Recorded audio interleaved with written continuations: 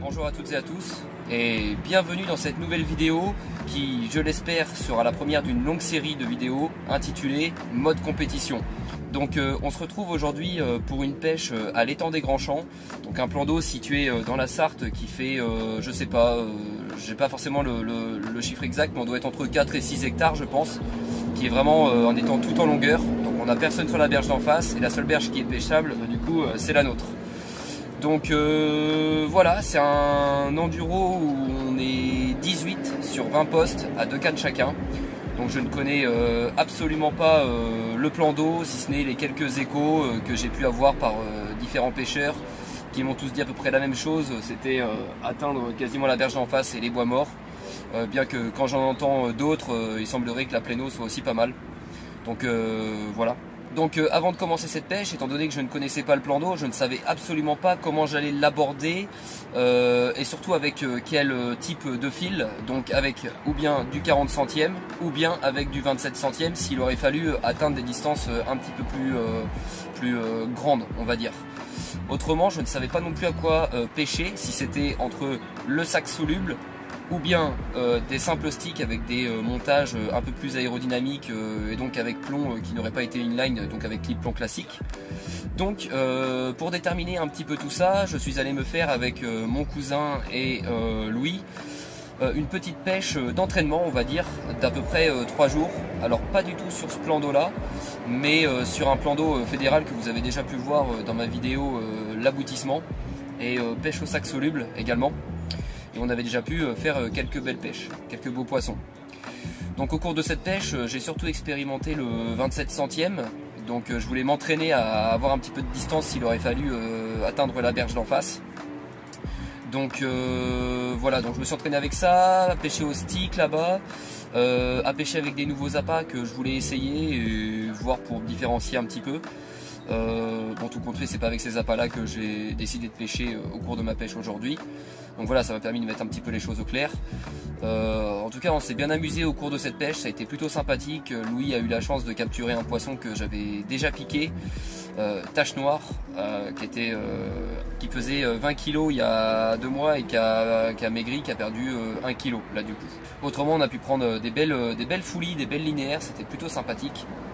Et donc voilà, ça m'a permis un petit peu de savoir ce que je voulais faire. En arrivant sur le plan d'eau, donc ce matin, on a fait le tour pour savoir un petit peu où est-ce qu'on allait se mettre, enfin où est-ce que j'allais me mettre, parce que c'est un enduro en solo.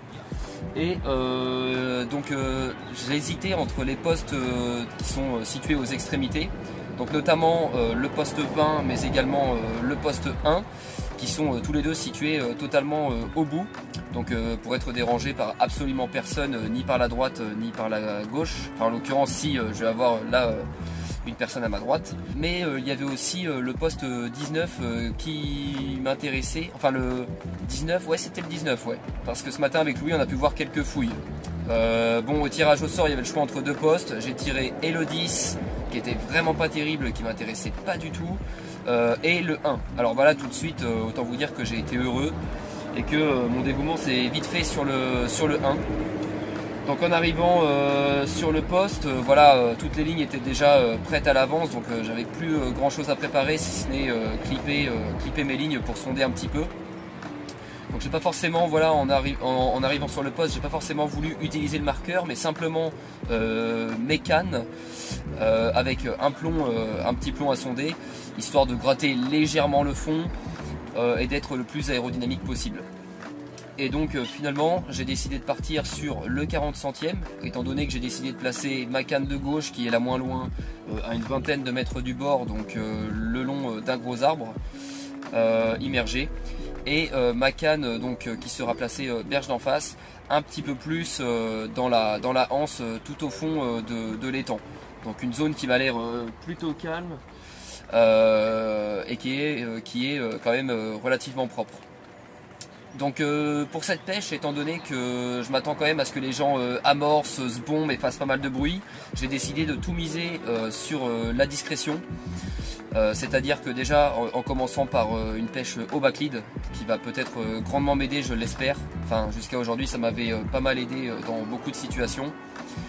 Autrement pas d'amorçage, donc comme je disais, pas de seconde, pas de billes, juste miser sur des poissons opportunistes qui apparemment sont déjà assez méfiants ici. Donc ça sert à rien de les amorcer et de faire des tâches. Je vais pêcher simplement comme je pêche habituellement et ce qui me rapporte beaucoup de poissons, c'est-à-dire un sac soluble rempli de micro-pelés. Alors petite alternative qu'on a pu faire hier avec Louis, c'est qu'on s'est bien marré hier soir à crusher les micro-pelés. Donc on a fait un beau petit mix de pelés de 2 mm, 3 mm et pelés broyés. Du coup ça fait de la petite poudreuse et quelques morceaux broyés. Donc c'est vraiment top. Je pars sur des petits sacs solubles parce que comme je vous l'ai déjà expliqué dans d'autres vidéos, le gros sac soluble, j'ai remarqué que plus c'était gros et plus le poisson s'en méfiait. Donc je pars sur du tout petit. Ce sera des bas de ligne courts puisqu'on est entre 5 et 10 cm, en tresse, hameçon sans ardillon, hameçon de 4, donc on est sur du crank X, et les plombs ce sera du inline en 80 grammes. Donc les deux cannes sont maintenant posées, il n'y a plus qu'à attendre. Personnellement je ne compte pas rejeter les lignes avant demain matin, histoire que le poisson se pose un petit peu et créer un petit peu de calme sur ma zone. Alors c'est parti.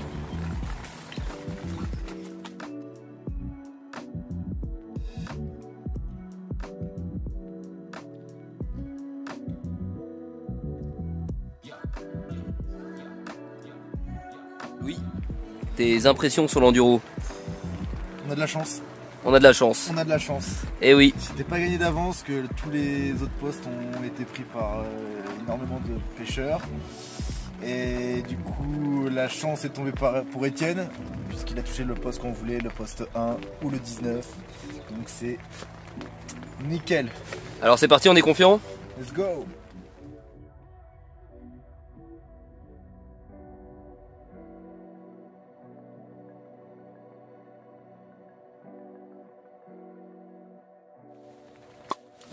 Allez! C'est parti!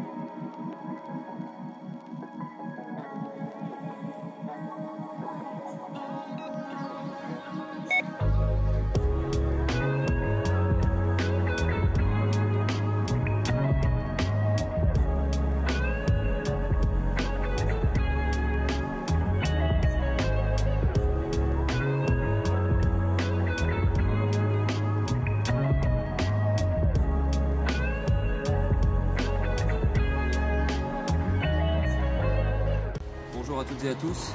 On se retrouve donc après une nuit plutôt calme, mais visiblement pas que pour moi, mais pour tout l'ensemble des pêcheurs du plan d'eau.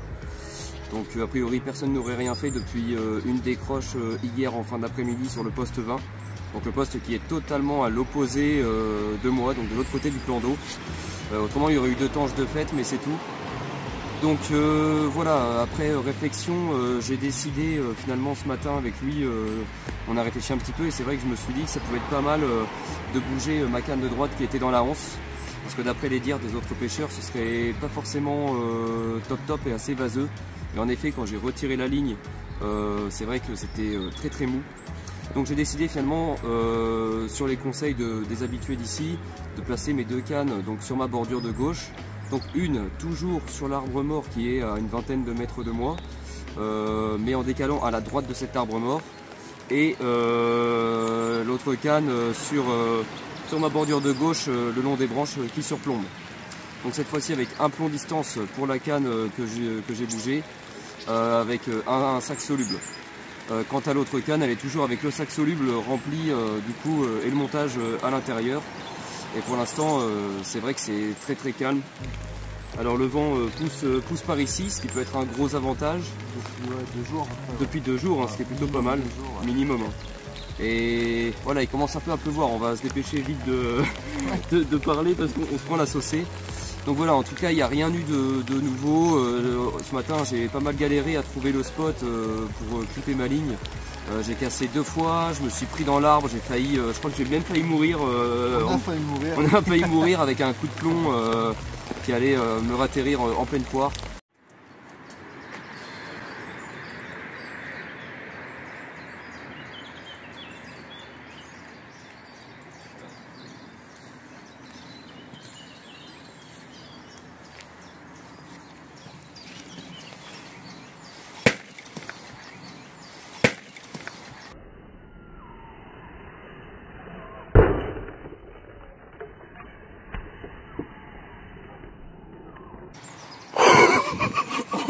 Merde. Oh le truc trop dangereux gros. Non mais ça merde, mais c'est quoi ce délire? Non mais faites gaffe à vous, hein, faites jamais. Faites pire encore, faites jamais ça avec de la tresse. Hein. Oh là là, le flip gros. Oh le plomb il a je suis pas bien gros, j'ai failli mourir. Je crois que j'ai failli mourir. Ah merde. Oh là là. Oh la dinguerie. Donc voilà, les cannes sont retendues. Ce soir on va retendre tout ça. Et puis ça partira après jusqu'à demain midi. Je pense que je vais pas retendre les lignes de ce soir jusqu'à demain midi pour être le plus discret possible et ne pas faire de bruit. C'est parti. Allez, go.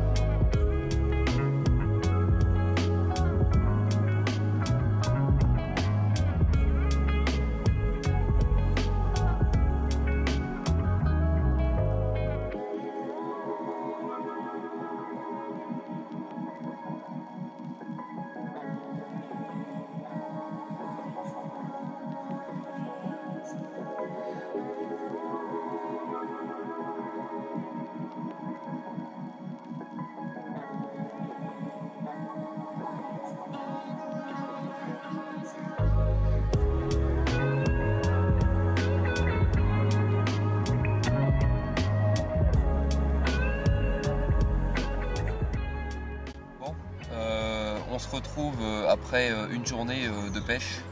Donc bon, malheureusement je n'ai absolument rien fait. Donc j'ai pas forcément retendu les lignes au cours de la journée, sauf là juste avant le coucher du soleil. Enfin il était à peu près 17h15 quand tout était reposé. Donc j'ai laissé la canne de gauche toujours le long de l'arbre, mais je l'ai rapproché vraiment au ras des branches. Donc en fait quand le sac soluble est atterri, il a effleuré la branche et est tombé pile devant, donc honnêtement je crois qu'on ne peut pas être plus proche. J'ai toujours évidemment serré le frein, attaché la canne La canne de droite est elle aussi toujours sur le même spot, que je l'ai remise avec un sac soluble avec le bas de ligne à l'intérieur, plutôt que le plomb distance et le bas de ligne long. On verra bien ce que ça va redonner. J'ai pas forcément amorcé ou quoi que ce soit. Il n'y a pas plus d'activité que ça. Et je sais qu'il y a eu une carpe de 28,6 kg qui a été piquée au poste 6, il me semble. Donc bien joué au gars qui l'a piqué. Donc apparemment c'est un jeune et tout, donc c'est bien pour lui, c'est cool. Mais malheureusement pour nous, eh ben, ça va pas nous faire atterrir premier. Du moins pour le moment. Il reste un petit peu moins de... Enfin, largement moins de 24 heures. Mais une nuit plus une matinée pour taper un poisson. Let's go!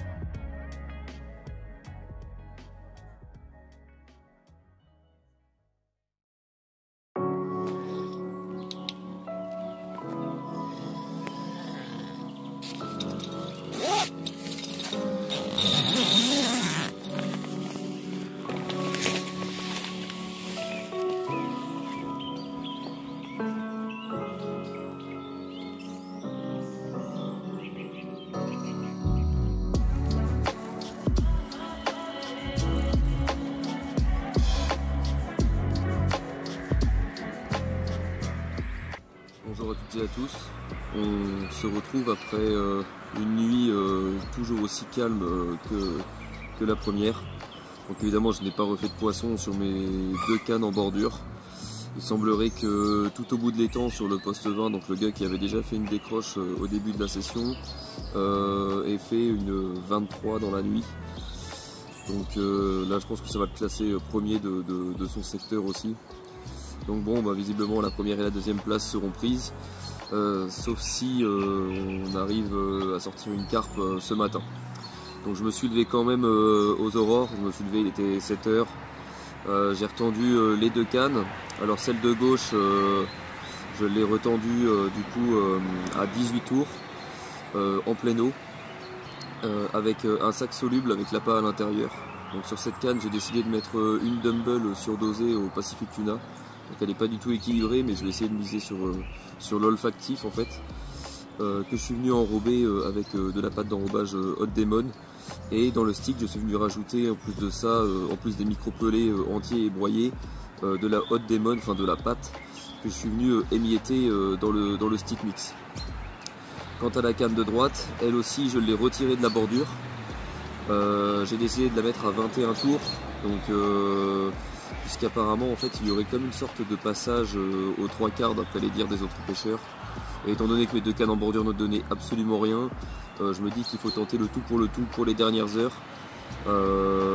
et tenter des choses que j'ai pas forcément essayé au cours de la pêche, mais qui d'après les dires, bon c'était pas la meilleure option, mais il y a possibilité de faire un poisson, donc on va essayer là pour les dernières heures de pêche. La canne de droite, elle, est retendue simplement avec un stick, un tout petit stick. Donc écoutez, on verra bien ce que ça donne. C'est parti pour les dernières heures de pêche.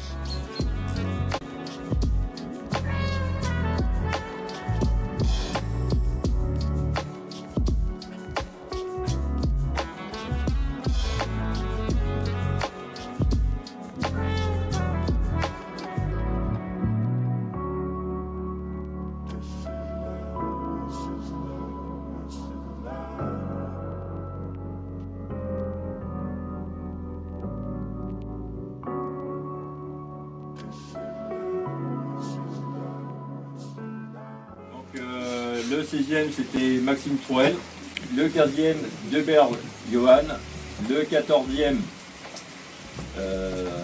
Bourza Elliot, le 12e donc je me suis dit le 1 c'était une bonne idée. Marangé Lucien, le 11e c'est Kikouva et Théo, le 10e Étienne Laurent. Ouais.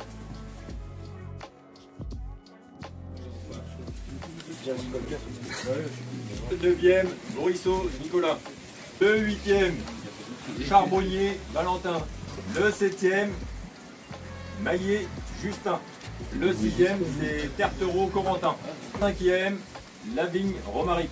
Le 4e, Olivier Marceau. Le 3e, Desnoué Nicolas. Le 2e, c'est le faucheur Nicolas. Le 1er, c'est Chevet Marcelin avec une carte de 28 kg 140. Donc, Bien joué. pareil. Bon, eh bien, ainsi s'achève cet enduro qui a été du coup mon premier enduro et avec des conditions très compliquées, avec un changement de temps complètement radical. C'est vrai qu'on a eu des petites gelées la première nuit, un changement de temps brutal dès le jeudi ou le vendredi il me semble, donc ça n'a pas arrangé la pêche, même si avec la pleine lune je vous avoue que j'y croyais plutôt pas mal. Malheureusement je finis 10e donc sur 18 et c'est uniquement grâce au lancer de précision au Cobra parce qu'on a été 16 à ne pas faire de poissons, il n'y a eu que 2 poissons de sortie au cours de la pêche, une 28 par Marcelin, un petit jeune du coup que vous avez pu voir. Donc félicitations à lui parce que c'est vrai que 28 kg en plein milieu entre les postes c'était pas gagné d'avance. Autrement Nicolas c'est pareil qui a fait une décroche malheureusement pour lui qui aurait peut-être pu le faire passer en première place et une 23 la dernière nuit. Donc félicitations à lui et puis d'ailleurs à tout le monde. En tout cas c'était vraiment sympathique comme premier enduro. J'espère en tout cas que cette vidéo vous aura plu malgré le fait qu'on n'ait pas vu de poisson. C'est vrai qu'il y avait eu pas mal de réflexions au niveau de la stratégie et de la pêche. Donc j'espère que la vidéo vous aura plu. N'hésitez pas à liker et à laisser un petit commentaire pour le référencement et pour savoir ce que vous en avez pensé. Autrement on se dit à très vite, à bientôt, salut.